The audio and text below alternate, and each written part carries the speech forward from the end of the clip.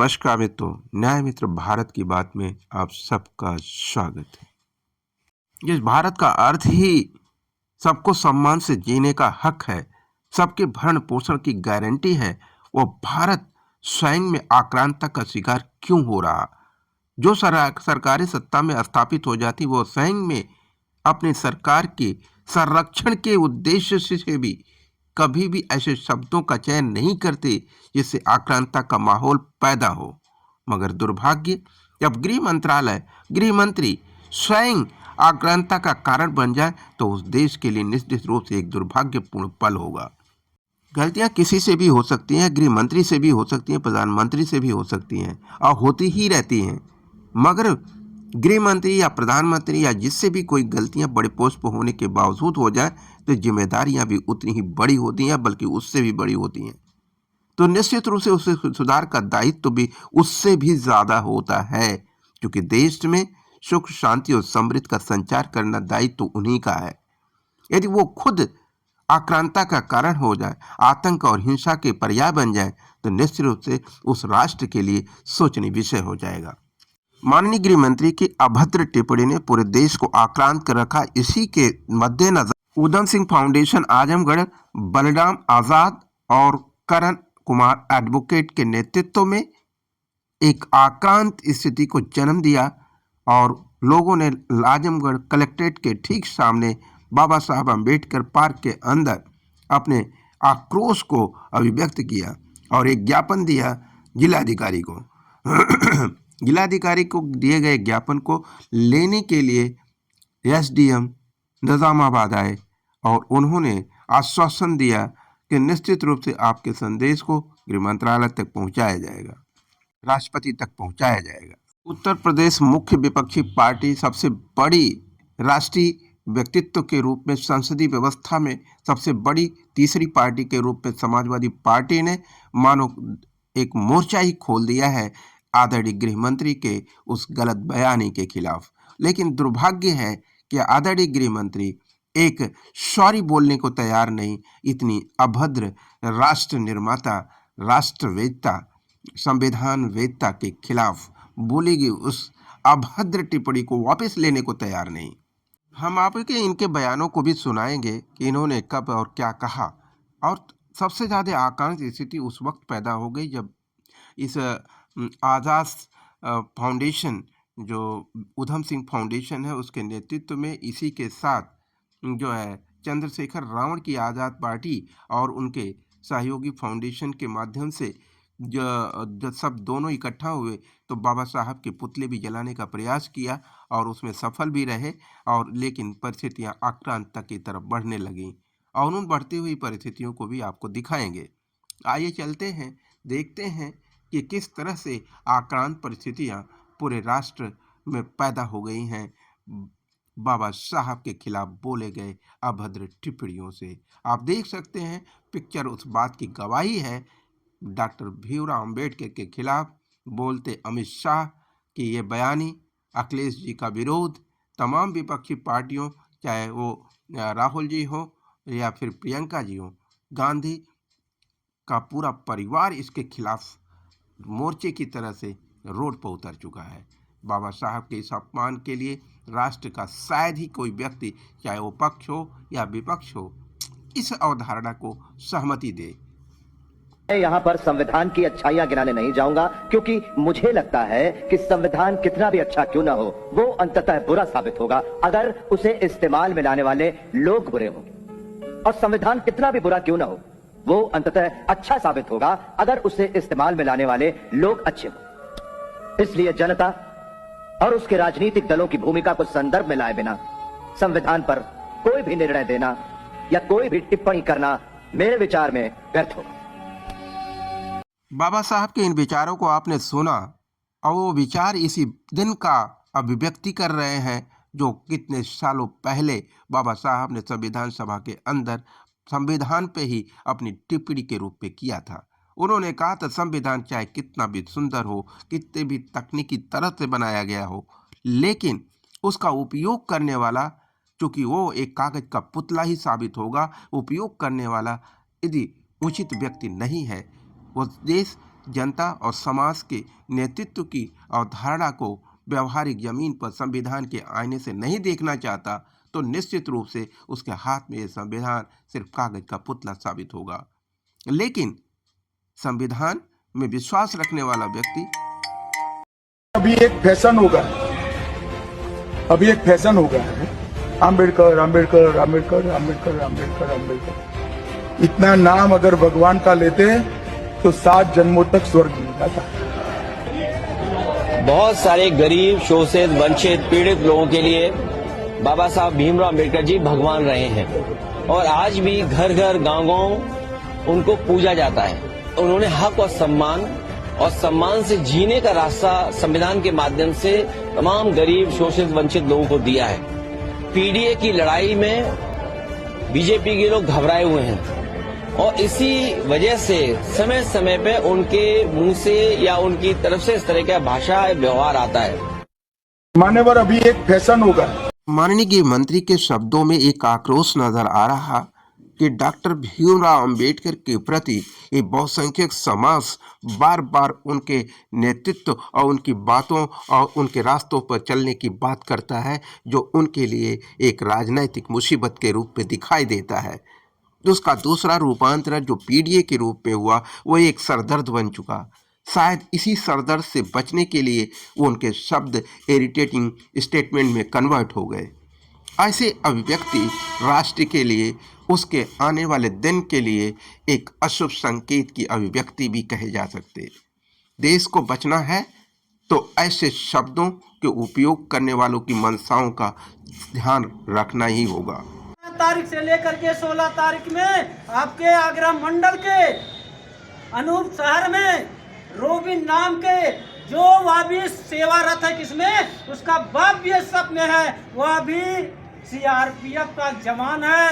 उसको जब घोड़ी पे नहीं चढ़ने दिया गया तब अमित शाह जी उसको याद नहीं आया कि आज भारत में जब संविधान समता की बात करता है, स्वतंत्रता की बात करता है, अनटचेबिलिटी खत्म हो गई है, तो आज आपके शासनकाल में जो यहाँ का बहुसंख्यक समाज है वह बहुसंख्यक समाज आज घोड़ी पे नहीं चढ़ पा रहा है। तो ऐसे गृह मंत्री जी का मैं बहिष्कार करता हूँ।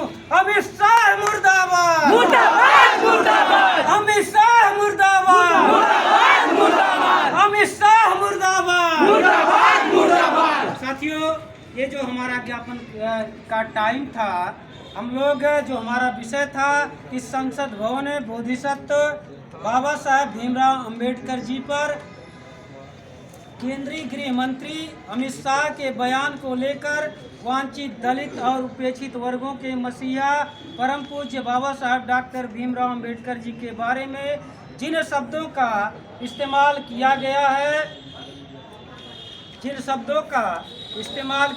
है, इससे भारत में रहने वाले एससी समाज, एसटी समाज, ओबीसी समाज के वर्गों की भावनाओं को गहरी ठेस लगी है, गहरी ठेस पहुंची है।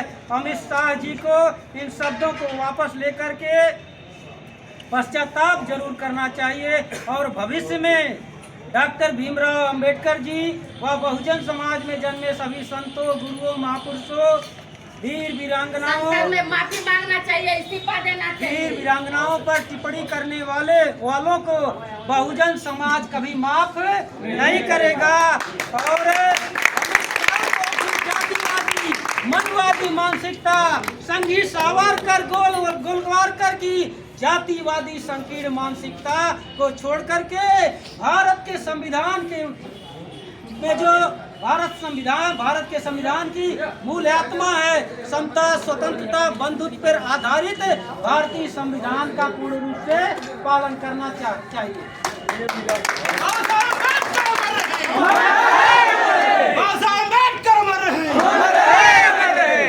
बाबा साहब का अपमान, बाबा साहब का अपमान, अमित शाह माफी मांगो, इस्तीफा दो, संविधान विरोधी अमित शाह, संविधान विरोधी अमित शाह।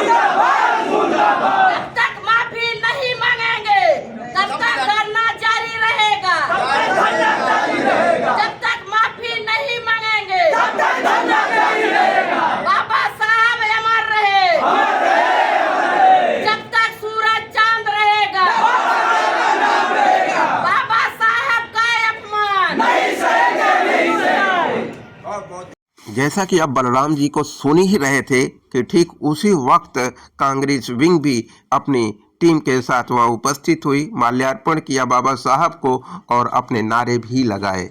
आए और देखते हैं आगे क्या हुआ।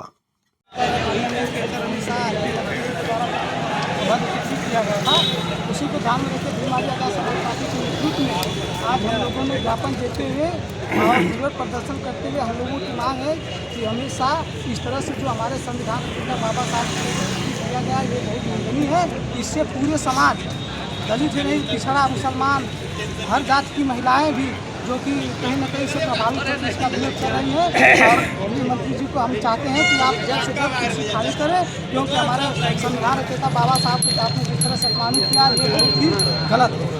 और मैं इससे निवेदन करना चाहता हूँ कि अगर आने वाले भविष्य में अगर कोई इस तरह के बाबा साहब को अभद्र टिप्पणी करता है तो उस पर एक कानूनन एक कड़ी कार्रवाई की जाए, एक संविधान बनाया जाए। जो कहीं बाबा साहब की मूर्तियाँ तोड़ी जाती है तो कहीं बाबा साहब को काली पूछी जाती है, इसका हम घोर निंदा करते हैं। और आजाद समाज पार्टी भीम आर्य चंद्रशेखर भाई के निर्देश पर सभी जिले से सभी हमारे पदाधिकारी ने आज नेता पार्क में ज्ञापन दिया। आज आप लोगों द्वारा पुतला भी फूका गया है जी। ये पुतला किसका फूका गया? ये अमित शाह का फूका गया है ताकि ये संदेश पूरे देश, पूरे भारत में जाए। जिस तरह से हमारे बाबा साहब को अपमानित किया गया है, इसको दलित, पिछड़ा, मुसलमान, अन्य जातियाँ बर्दाश्त नहीं करें। मुख्य मांगे क्या है? हम लोगों की मुख्य मांगे हैं कि आप कुर्सी को खाली करें और पूरे समाज से आके जिस तरह से पार्लियामेंट के अंदर वो भाषण दिए हैं, अभद्र इस्तेमाल किए हैं, उसी तरह पार्लियामेंट में आके माफ़ी मांगे, तभी दलित समाज उनको माफ़ करेगा। अर्थात जिंदगी में कभी उनको माफ़ नहीं करेगा। पूरा दलित समाज, पूरा समाज उनको कभी भी अपने वोट एक छोटा सा प्रश्न है। आप अभी सुन रहे थे चंद्रशेखर आजाद रावण सांसद जी का जो पार्टी है उस टीम के लोग थे।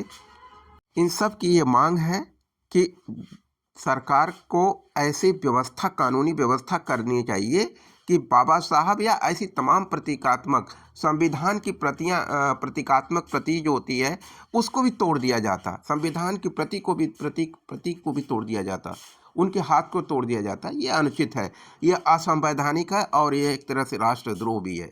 हिम्मत के हिमालय साधनता के समुद्र तो बाबा साहब डॉक्टर भीमराव अम्बेडकर जी के चरणों में कोटि नमन करते हुए बहुजन समाज में जन्मे सभी संतों, पहले अपना परिचय दे दे।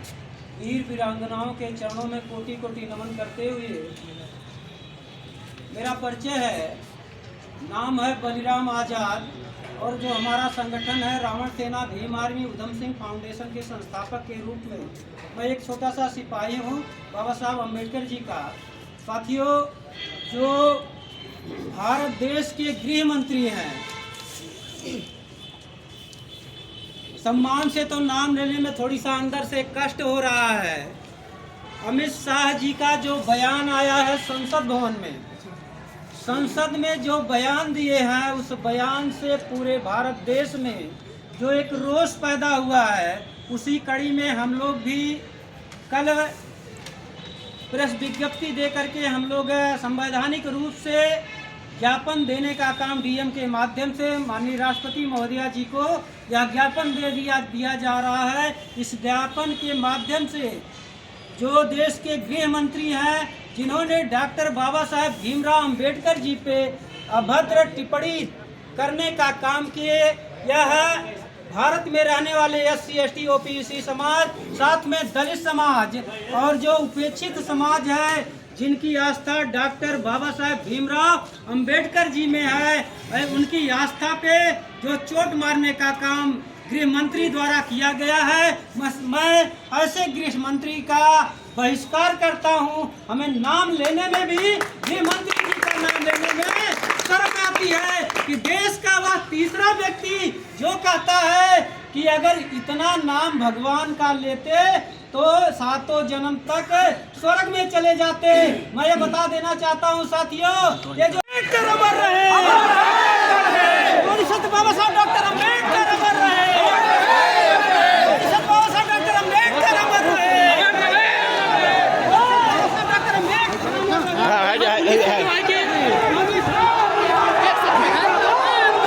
हो गई है, आप देख सकते हैं।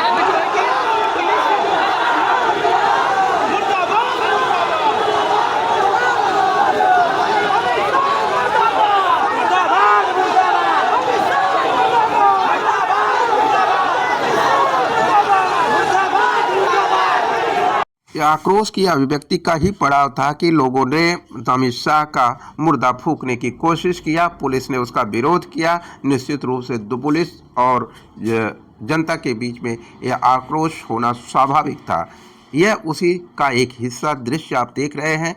पुलिस और आम जनता के बीच में एक तनाव की माहौल पैदा हो चुका है, ठीक कलेक्ट्रेट और अम्बेडकर पार्क के सामने।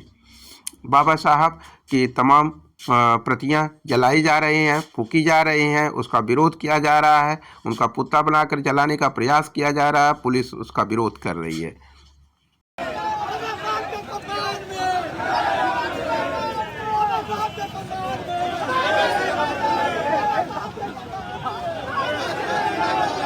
जब खतरा छाया, जब देश पे वक्त खड़ा आया, एक नाम तेरा दिल में आया।